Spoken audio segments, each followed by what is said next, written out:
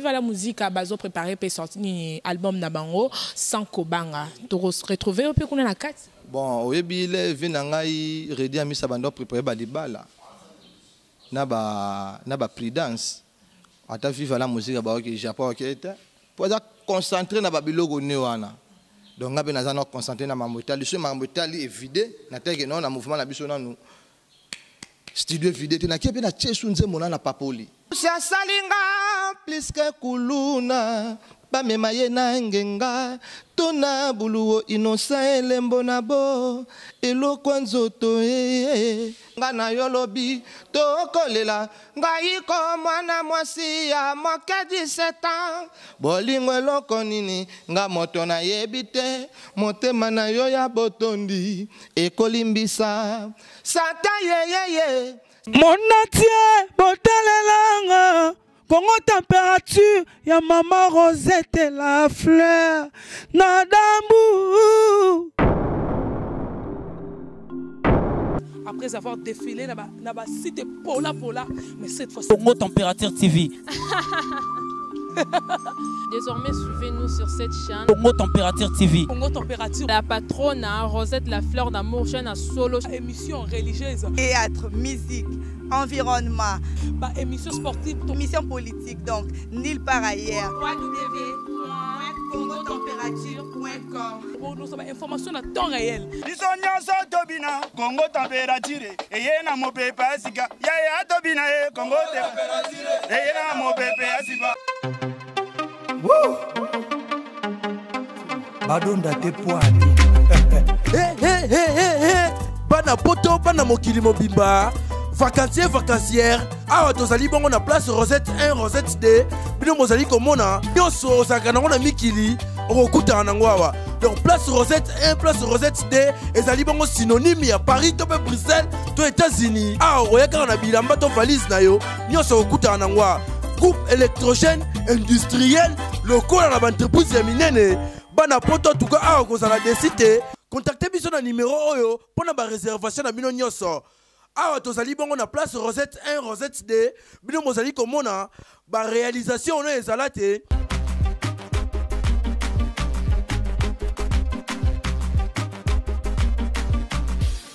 Voilà, chers internautes, très heureux de vous retrouver encore pour ce nouveau numéro de votre émission en rapport avec l'actualité culturelle, comme je l'ai dit tout le temps que je suis sur ce plateau. Donc, je dis un grand merci à Shadrach Discorrect qui est derrière la caméra pour la bonne réalisation de cette émission. Et du côté de la régie, là, je vois Jordan Kambala, Ndazo Sakana, régie Mikolo Oyo. Et sans oublier à Maman Rosette, la fleur d'Hambourg, maman sociale. Sur ce plateau, je reçois Archange. Bonjour. Bonjour Jaël. Boni. Oui, ça va très bien, merci. Et puis mais Hervé, hein? Ok, ça va. Alors, tu as tout ton parce que le mois de janvier, tu as tout ton rétrospective, tu as la mois il y a 2017, depuis tu as dosé la Makambo Italie, tu as lié un gros pété. Si tu as en 2017, lesquels y en ont des. Ouais, 2017, lesquels sont bien, tu travailles bien, et puis en 2018, on est tous au pays, ça va fanatique na biso, Makambo Italie. Makambo Italie. Il y a un fanatique qui a romingi à Tounérabi. Mais pourquoi j'ai le Archange n'a besoin de Touné? Pourquoi c'est décidé de s'éloigner de vivre la musique? Bon, Jaël, oui, Bino tout n'a parlé. Chez Bino, Papa Koufinae, ceux qui ont juste studio na yo, on s'organiser, on m'appelle Moutou. En tout cas, on a limité à la famille. Donc, on a toujours vivre la musique. Mais on a eu mon studio, on s'est organisé pour totalement chrono déjà. Donc, papa, oui, ma génération, il faut appeler un Jonquero, il y a 100% star, il y a formateur des idoles, il y a 100% star. Donc, il y a la fin. Il faut appeler un jeune, une génération, il y a un biso siko, tout ça, et ça, l'honneur à papa et puis les villageois, c'est pas sévère. Alors, quand tu as vu la musique, tu as plus souvent que se rappeler na Papa Wemba, na voix na yo kitoko, aux assos et mamtakangi c'est Papa Wemba. Mais les lots Neymar pas côté, tant que yo doyen, tant que yo au bana masolan aux hommes on Bon, ça problème te Neymar paye azoyemba papa oyemba. Bato belé bazoyemba imba papa oyemba Jaël. Bato belé bazoyemba imba papa oyemba. Na bandenge na bango, bato belé bazoyemba ça problème te. Mais elo kanga na beta c'était ngande mona zoyi court et puis ngana zoyemba papa oyemba ya 66 ans. Donc tous ndenge moroté. Neymar pas zoyemba babilo na zoyemba ça mabete. Bato belé na zomona na ba TV belé o jomo pe na ki quit ça zoyemba le la vie. Et ça mabete o na ngaba. Jomo bazoyemba le la vie mais il y a 66 ans. Na technique avant et puis na coaching à maître ezaranga. Alors pour tout côté analyse cela marambo etali parce que y a un des vraiment est important na émission oyo. Okoki ko rappeler biso ko se rappeler biso na papa Wemba na moi voir na yo wana ozara so mutakangi misoabi non c'est papa Wemba qui chante. Bazwa katango ya kotala eloko oyo lingi ko somba William ya bolingwe zwitango teo esombi motema nanga mobimba ya bolingwe yemba ngumbangu esombi nga mobimba maman yeye c'est ça quoi. Et c'est bien ici, Maman Rosette, la fleur d'Hambourg, Maman Sociale. On a vu que déjà, ROO qui va bien, Papa Oyemba. Donc l'artiste ne meurt jamais parce que l'œuvre nae, ils ont continué, ils ont tic à la tout temps. Alors, Archange, Makambo Etali, Shadrach, Makambo Etali, Maya, Makambo Etali, pourquoi? Makambo Etali, Shadrach, yango lelo moni ke to sane ba Makambo. Makambo Etali, yango po moni ke Jaël a se déplacer pour tout ça l'émission de Makambo Etali. Oyebi ke Makambo Etali na tanya ba vina orchestre mené à paix à son âme. Makambo Etali pa ba bi Pauline a full paix à son âme. Makambo Etali pa ba redia misi ba stino mumbi ba vina na bulu kutu gloria sigo na génération oyo. Makambo Etali koto. Donc tozo benga Makambo Etali. En tout cas, Makambo Etali rappelé un peu sur la polémique et ça les mamikolo Makambo Etali musique est comme tout le temps polémique Makambo Etali ba vie na bino lelo yo Ranson papa chéri talan lelo comme na ba quand Kofiette quand Wenge BCBG quand donc yozo yoka babilo ka bon zo saloni na tant que musicien. Bon ils ça la bien té hein ils ça bien té puis na zone ngapena ko kota pena mingi na ba Makambo wana te Jaël pour ba vie ba mikolo hein ozo mona biso do ba leki na bango. Ceux qui bazo potana ba potana rande bazo potana papa mbaba iso mona linga simba moto tika ya simba ceux qui siginda ko comprendre ba ve ba bomana rande ba ko bomana ba mo ba ko soigner makambo na ero na tangu da ko conseiller ba ve depo ba mikolo donc mingi mito le Makambo Etali ya onde Makambo Jaël Makambo Etali ba musicien ni ba intervenir na kati ouais ba ndeko nga viva ba intervenir dadi pef lokola kilo et puis na zamba avocat ba intervenir quoi ouais na kati kuna to ka biscuit des écoliers té. Bon, biscuit des écoliers, bon, t'es beau à biscuiter. Bon, tous en a les barons, ou les Lukanga, tous en a l'éternel et mon berger Jean Siloussi, tous en a Torture d'amour, il y a José Carlito, tous en a Bolingwa Babar, il y a Vinabiso Charles Mbouyou, et puis tous en a hommage à Papa Wemba, na générique Autobeng Mbutu Mbutu. On a vraiment la moni Archange Jozo a tout le temps été côté papa on a Papa Wemba côté la papa bazan a bon souvenir et pas nayo les lots nimi sous ko rendre hommage parce que jour pour jour bientôt la zoko que ça déjà 2 ans alors sorti à Makambo Etali c'est quand bon sorti à Makambo Etali toujours c'est la producteur ne moto européen sa biso calendrier na et puis tu annoncer dans la presse sorta Makambo Etali mais ça bakalata wa eza pena bakalata wa bakalate awa batu bazona ba Makambo Etali mais chanson promotionnelle auto emina masalange échappé nzema bulu lukanga les barons il y a une chanson promotionnelle auto zo bimisa kala mingité et puis to banda promotion ba comprendre que Makambo Etali comme déjà dans cela quoi. Alors j'en profite aussi pour souhaiter mes meilleurs vœux à Willy Lukanga. Donc bonjour à toi. Alors Makambo Etali eza na jour fixité, ba fanatique base à la case bazela. Bon ba fanatique bazela donc avant to comme na ba vacances, ba rejoindre déjà mes chansons promotionnelles de Zobima déjà awa quoi. Donc mois prochain en février awa et bima dans février ba tout déjà ba savouer et puis après ba rejoindre ba Makambo Etali quoi. Archange, je sais pas si ça c'est fanatique que bazon na biso na moi elo comment ya Makambo Etali. Kolobanyo c'était parce que baïba mais ata mwanda Makambo Etali Shadrach. Nazo Seigneur, je sais occupé.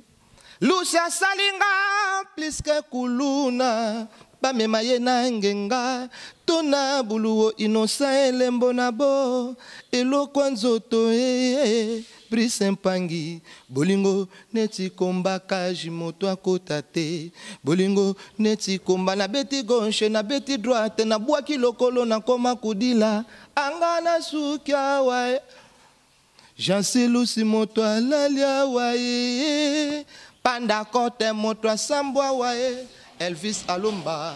C'est ça quoi. Donc Marambetali et avec comme show bisoto c'est la Marambetali parce que Marambetali Roseka Bambakaila donc Marambezotala les autres qui pété. Alors producteur non denani. Producteur na biso za doso campo bianco ya za bongo na Londres et puis ya zoya kala mingi te awa et puis bana poto to zoya mikili wana to zoya poto wana Paris wana fallait na kinango déjà bana année passée mais sigo dozo kinana 2018 pour tout ça là bas fiche kuna tout ça puis ndambo ba clip kuna quoi c'est ça tu ko lobelo moko na debia et c'est pelisi ngolobi mwana azana pas ba parents nae le là a Monica comme prêt à cause du studio nae mais azaka na kata famille alors viva la musique a bazo préparé pour sortir ni album na bango sans kobanga to retrouver au peu kuna na kati bon oyebi le vina ngai redi ami sabando préparer ba libala na ba prudence ata viva la musique ba ok japon ok pour concentrer na babiloko ne wana donc ngabe nazana concentrer na mamotali ce mamotali est vidé na teke non na mouvement na biso na nous studio vidé te na kepe na tchesu nze mona na papoli c'est ça quoi c'est pas ça son blessure ba moni liki ba négliger soso ba kumisimbo ma ba fingi nzete mama moboti na matanga mwana oyi bilo wa 2000 ya 66 ans yango yo batu musuba na ngote babimisi e mopa ya roro pasipe mawa roro i motema nanga sate ya ebende aboti kanalela ve beaucoup ki mafumbe nga akanje na lelie jengaka def de baba edino de molokai dido yango peti aziza bulantulu Al Pacino de yomona matete o zulu weweke koyangonda c'est ça quoi quand j'ai battu moi zo mi sabatu subaza na ngote donc c'est que bateau moni bazo ko imiter papa we ba donc batumi bazan na yebiso ba misusu ba na ki kwiti kuna pe na tala na tevo Dieu mon père zo malura papa baza 100% star batu faut ba imitara mais à 66 ans ezakoto. Alors Archange ozana groupe na yo bo répéter wapi pour photo ye banyonso.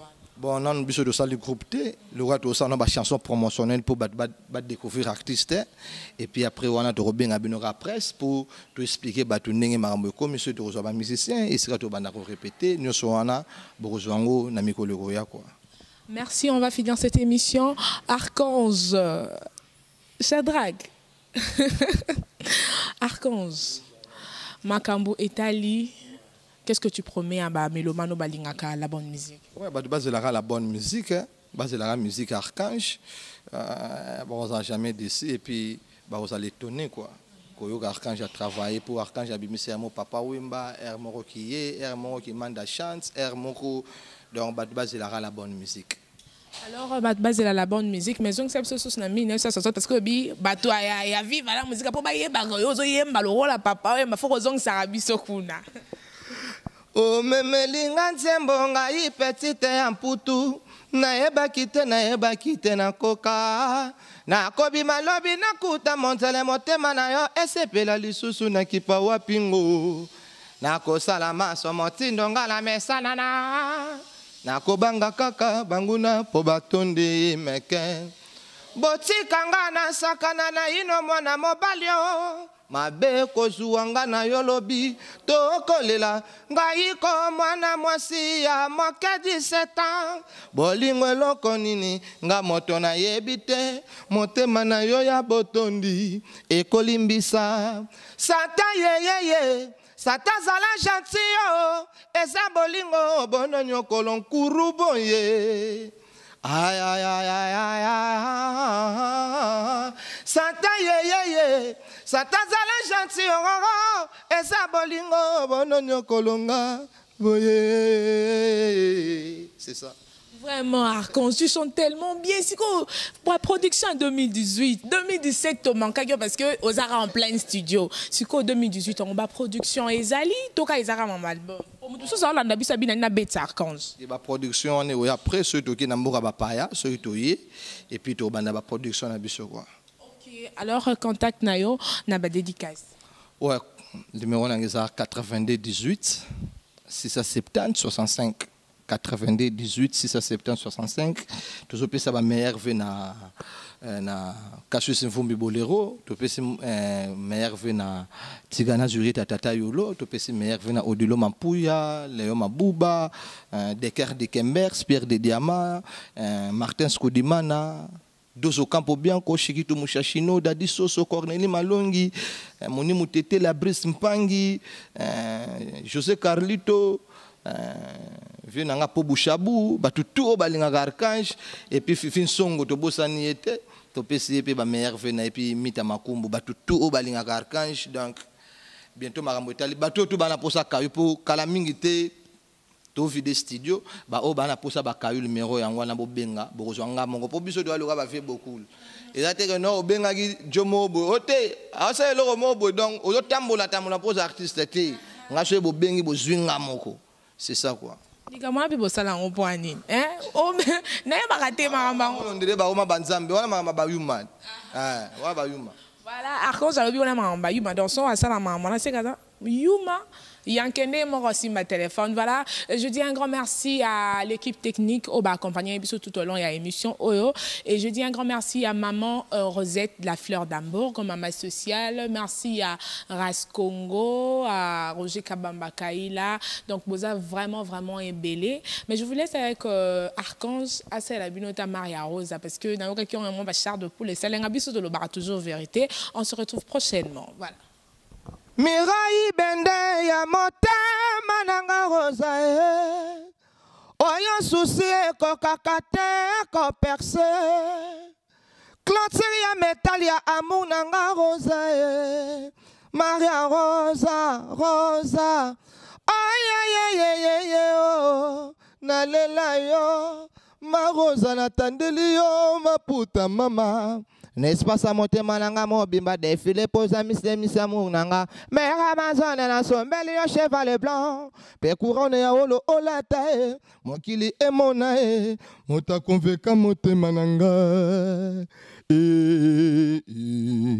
Eli balango papa wa Roma benisa Eli balayo papa wa Roma benisa na Vatican liboso ya ba Kristo ya mokili mobimba Ma Rosa mama ya bana mama ya bana kadishinyana jo Ma Rosa Vivian la fait un negro bolingo Monatie botalelanga Congo température ya maman Rosette la fleur Nadambu. Après avoir défilé là-bas cité Pola, mais cette fois Congo Température TV. Désormais, suivez-nous sur cette chaîne. Congo Température TV. Congo Température. La patronne, Rosette la Fleur d'Amour, chaîne à solo. Émission religieuse. Théâtre, musique, environnement. Bah, émission sportive. Émission politique, donc, nulle part ailleurs. www.congotempérature.com. Pour nous avons information à temps réel. Congo Température. Et y a mon pépé, Congo Température. Et y a mon pépé,